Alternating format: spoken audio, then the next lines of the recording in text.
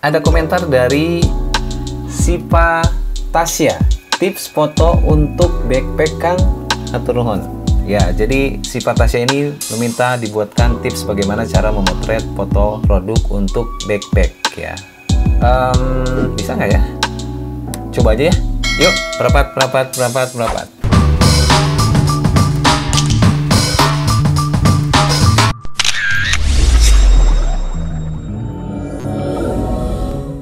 Oke sahabat fotografi, sahabat kreatif, kita sekarang sudah ada di tempat pemotretan dan menjawab salah satu komentar tadi tentang bagaimana cara membuat foto produk untuk backpack gitu ya. Adapun perlengkapan yang harus disiapkan, ini adalah salah satu opsi ya sahabat fotografi, sahabat kreatif. Jadi untuk memudahkan, kita membutuhkan satu meja kecil seperti ini ya. Ini nanti sebagai alas tempat di mana kita akan menyimpan objek kita, yaitu berupa tas. Dan ini ukurannya sekitar 1 meter kali 60. Jadi meja yang tidak terlalu besar. Nah nanti untuk backgroundnya itu sebenarnya bisa pakai dinding ini. Tetapi kali ini kita akan mencoba menggunakan gawangan seperti ini ya. Sahabat fotografi, sahabat kreatif. Ini ada gawangan seperti ini. Jadi ini gawangan ini sebenarnya fungsinya untuk menggantungkan kain yang akan menjadi latar belakang dari objek foto kita. Nah, kainnya adalah, saya sudah siapkan satu kain seperti ini ya. Nah, ini ada jenis kain. Ini sebenarnya mungkin mirip kayak kain kanvas seperti itu. Jadi memang secara tekstur ini agak tebal. Seperti itu, kenapa dipilih bentuk seperti ini, kain seperti ini, karena saya berharap nanti tidak menerawang gitu ya ke belakang. Jadi dengan ketebalan seperti ini cukup padat seperti itu, dan juga ini tidak mengkilat ya, tidak glossy. Jadi kita sarankan untuk backdrop itu gunakan jenis-jenis kain yang menyerap cahaya, tidak memantulkan cahaya, karena nanti akan sedikit mengganggu objek utama kita gitu ya. Oke, kita akan pasangkan dulu, dan mungkin nanti untuk menempelnya kita cukup pakai jepitan seperti ini ya. Jepitan seperti ini untuk menjepit si kain-kainnya.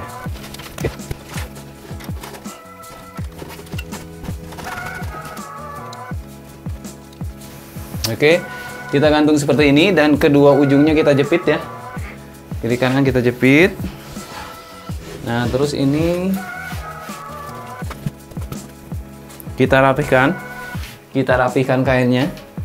Ya, sehingga membentuk satu backdrop yang rapi seperti itu. Pastikan di area sini melengkung. Kenapa dibikin melengkung? Karena nanti fungsinya itu sebagai titik hilang dari alas ini gitu ya. Jadi tidak kelihatan sambungan atau titik temunya, titik sudutnya tidak kelihatan. Jadi seakan-akan ini titik hilang. Oke. Dan pastikan ini kain semua rapi ya.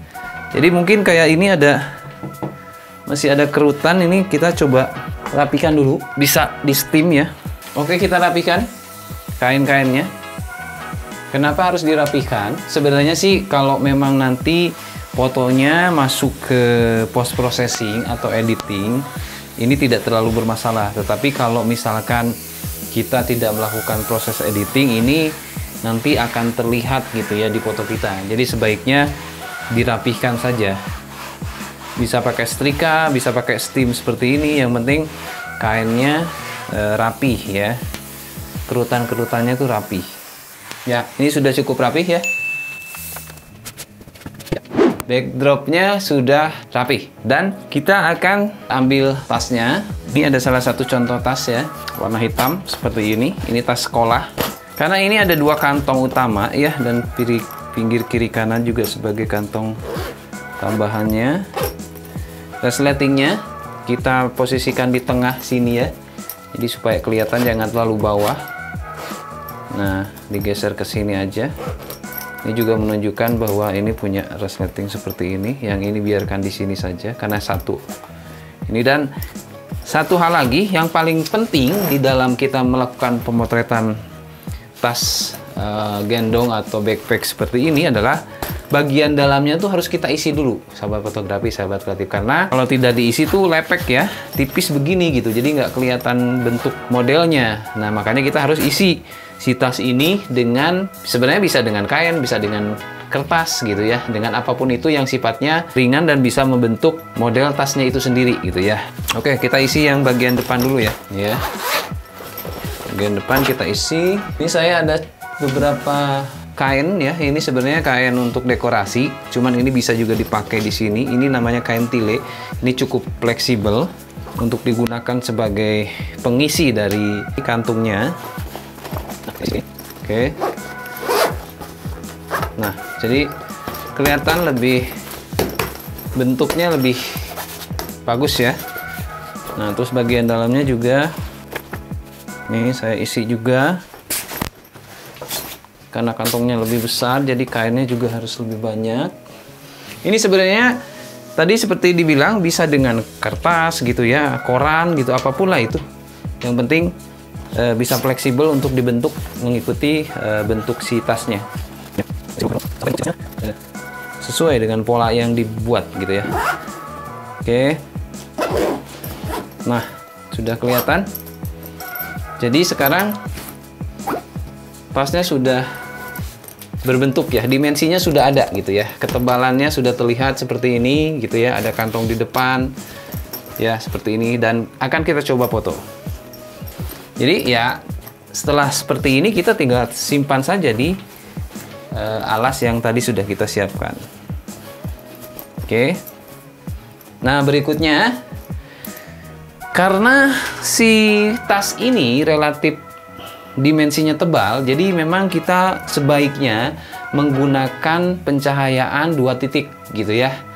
Karena kalau 1 titik dikhawatirkan nanti tidak akan begitu kelihatan dimensi ketebalan dari objek kita ini. Makanya kita perlu 2 lampu, kiri dan kanan ya. Kita settingkan dulu.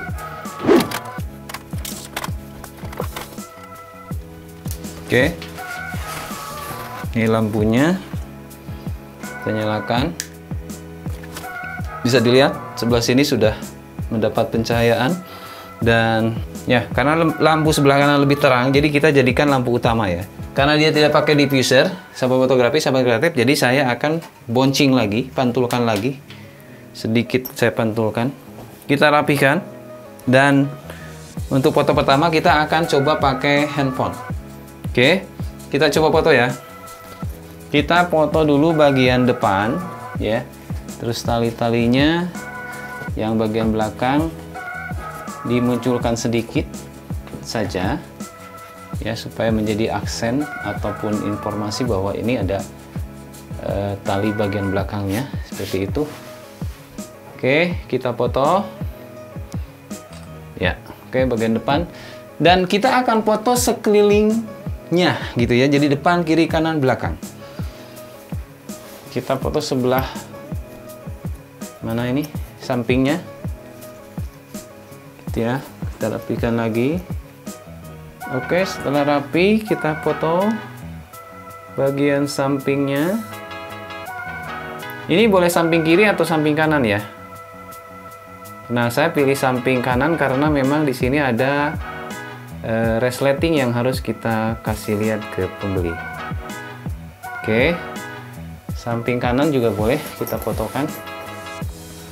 Jangan lupa si tali belakangnya kita munculkan juga. Jadi agak miring saja ya, sekitar 45 derajat kemiringannya. Seperti itu. Oke, dan kita akan ambil foto bagian belakangnya ya, bagian belakang. Jadi si gendongannya kita munculkan. Ya, kita atur sedemikian rupa supaya menarik dan rapi seperti itu. Ujung-ujung tali ini kita rapikan juga. Oke, kita foto bagian belakangnya. Oke, seperti itu ya.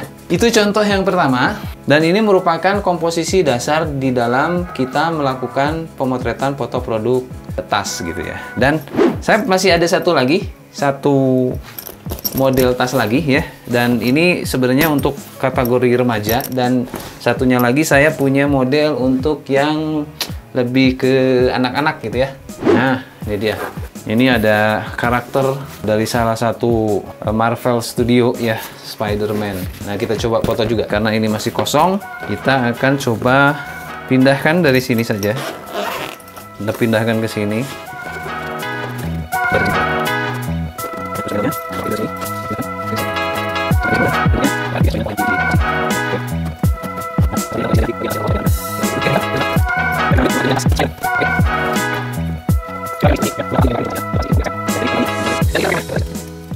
Kita akan coba pakai kamera. Oke.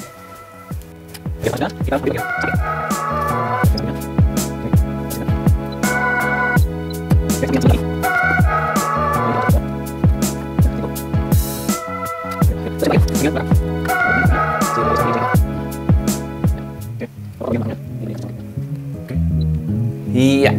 Oke, itu dia. Saya matiin dulu ya. Itu dia tips foto untuk tas atau backpack, dan ini merupakan opsi, salah satu opsi cara pemotretan untuk produk tas gitu. Jadi dari beberapa foto tadi, sudut pandang tadi ada angle kiri, kanan, depan, belakang, ini bisa dikomposisikan menjadi satu komposisi yang informatif gitu ya, seperti halnya foto seperti ini. Jadi kita bisa menunjukkan foto bagian depan dari tas kita, bagian pinggir dari tas kita, terus bagian belakang dari tas kita, atau mungkin ketika ada bagian-bagian yang memang perlu diinformasikan secara detail. Misalkan saya ambil contoh nih, ada resletingnya gitu ya. Kita foto saja secara detail seperti ini. Saya nyalain lagi dulu sebentar. Ini contoh ya, misalkan kita kalau memang diperlukan memberikan informasi tambahan berupa detail dari produk kita. Nah, itu misalkan contoh resletingnya, terus contoh kantongnya. Ya, ini juga bisa. Terus di bagian belakang itu misalkan ini ya, si gesper-gesper ini kita fotokan gitu. Ini juga bisa menjadi bagian dari foto produk dan sebagai informasi tentunya untuk calon pembeli kita ya. Kita rapihkan. Nah, ini kita foto lebih dekat seperti itu, di cropping lebih padat. Atau mungkin dengan desain tas yang lain yang tidak seperti ini, juga ada beberapa bagian yang perlu diperlihatkan. Misalkan bagian dalamnya juga gitu ya. Bagian dalamnya juga kalau mau ditunjukkan ya dipoto saja gitu ya. Tidak ada masalah seperti itu. Nah, oke. Jadi itu tadi sahabat fotografi, sahabat kreatif, tips kita di video kali ini, dan semoga ini menjadi satu bahan masukan gitu, satu bahan ide untuk sahabat fotografi, sahabat kreatif semua kembangkan menjadi foto-foto yang lebih menarik tentunya. Karena yang kami sajikan di edisi kita kali ini merupakan foto basic gitu ya. Foto yang paling standar yang bisa digunakan dan relatif mudah untuk kita praktekkan di tempat sahabat semua. Oke, sampai di sini dulu perjumpaan kita, dan terima kasih kepada sahabat fotografi, sahabat kreatif semua yang selalu stay tune di O Kreatif Channel. Dan jangan lupa untuk teman-teman yang belum subscribe, silahkan subscribe, karena setiap minggunya kita akan selalu berbagi pengalaman cerita tentang informasi menarik seputar dunia fotografi, seni, dan kreativitas lainnya. Sekali lagi terima kasih, tetap semangat berkarya, dan sampai jumpa.